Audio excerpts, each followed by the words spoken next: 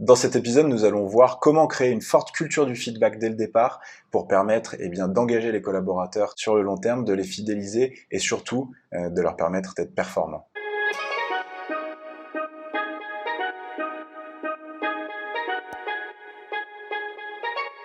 En effet, terminer les relations à l'ancienne où seul le manager donne des feedbacks aux nouveaux collaborateurs. Aujourd'hui, le feedback doit être bilatéral. Le manager doit faire du feedback à son nouveau collaborateur, le nouveau collaborateur doit faire du feedback au manager et même à l'entreprise pour permettre de mieux piloter les ressources humaines et de mieux piloter l'activité. En effet, les bonnes habitudes se prennent dès le départ. Il sera très difficile d'instaurer une culture du feedback après 4, 5, 6 mois si ça n'a pas été fait dès les premiers jours. Donc notre recommandation, elle est de poser des questions, alors simples et après plus étendues dans les mois qui viennent, mais dès le premier jour, la première semaine, avec un rapport d'étonnement plus complet dès le premier mois. Morgane en parlera en détail tout à l'heure. C'est très important d'avoir en tête que la création d'une forte culture du feedback se fait dès le départ puisque les bonnes habitudes se prennent dès les premiers jours. La culture du feedback, on l'a dit tout à l'heure, c'est un fort levier d'engagement des collaborateurs.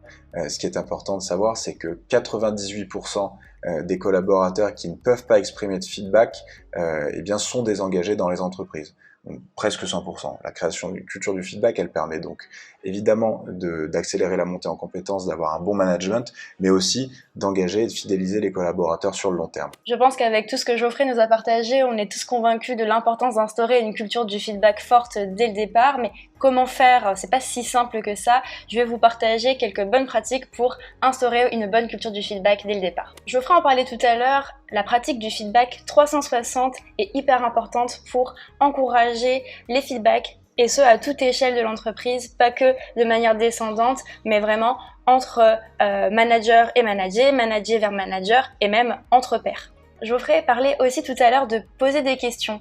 Pour poser des questions, il y a plein de techniques différentes que vous pouvez utiliser, soit les poser directement comme ça, de manière informelle ou formelle à vos collaborateurs, à vos managers, mais vous pouvez aussi utiliser des sondages de satisfaction pour prendre le pouls de vos équipes de manière régulière, pour poser un certain nombre de questions et comprendre quelles sont les grandes tendances, comprendre le niveau de satisfaction de vos employés sur tout un tas de critères. Une troisième bonne pratique que je vous recommande, et je vais vous apporter aussi un template qui vous permettra de le mettre en application concrètement, c'est de mettre à plat dès le départ les attentes du manager vers le manager, mais aussi du manager vers le manager, parce qu'aujourd'hui on n'est pas dans une relation à sens unique. Le manager a évidemment des attentes vers son collaborateur, mais le manager lui aussi a des attentes envers son manager pour se projeter aussi dans son entreprise. Une quatrième bonne pratique que je peux vous recommander, et tu en parlais un petit peu tout à l'heure Geoffrey, c'est le rapport d'étonnement.